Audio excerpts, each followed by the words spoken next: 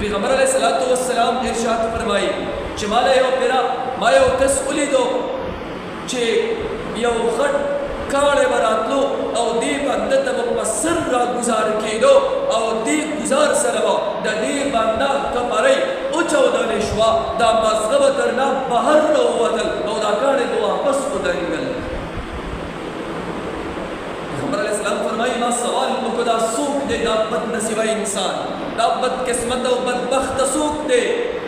ماله وویلی شو ماله وښودولی شو چې دا هغه بدبخته انسان دی دا هغه بد نصیبه انسان دی چې سهار لمونځ مې د سره کولو نه په نورو لمونځونو کې مې سستیا کوله.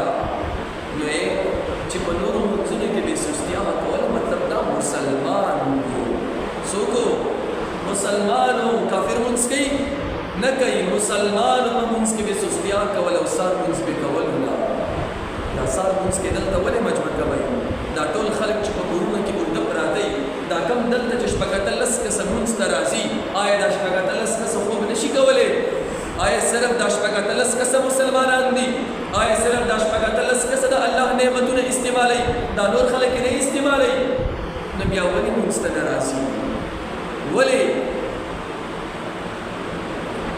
ځکه خو ما ورته ټول په پریشانیو کې ډوب پراته یو ټول په پریشانیو کې ډوب پراته یو د الله رب کریم مدد او نصرت نه راځي. په پوره دنیا کې مسلمان ولې نن مغلوب دی؟ لا هغه وخت دی چې امیر معاویه په اقتدار کې مسلمان په 64 لاکھ مربع میل باندې حکومت کوي او لا نن مسلمان ولې مغلوب دی؟ ولې الله مدد نه راځي؟ ولې چې موږ الله رب کریم بې وفا جوړ شوي بے وفا یو بے وفا مونږ وفاداري نه کړې مونږ نافرمانه یو فرمان برداري نه کړې مونږ ناشکره یو شکر نه ادا کړې. هر یو نعمت داسې استعمالو داسې لکه چې دا زما د پلار نیکه نعمت دی ماله هغه نه میلاو شوی دی دا په تصور کې هم نه راځي چې دا نعمت خو ماله هغه الله را کړی دی نو بیا د هغه الله ناشکري ولې کوم؟ هغه الله به ماله تپوس کوي که ما سره نن پیسې دي که ما سره نن کور دی که نن ګاډی دی که کاروبار دی دا ماله چا را کړی دی دا ماله څه په خیرات کې په لاټرۍ کې نه دی میلاو شوی چې چا را کړی هغه به رانه تپوس کوي.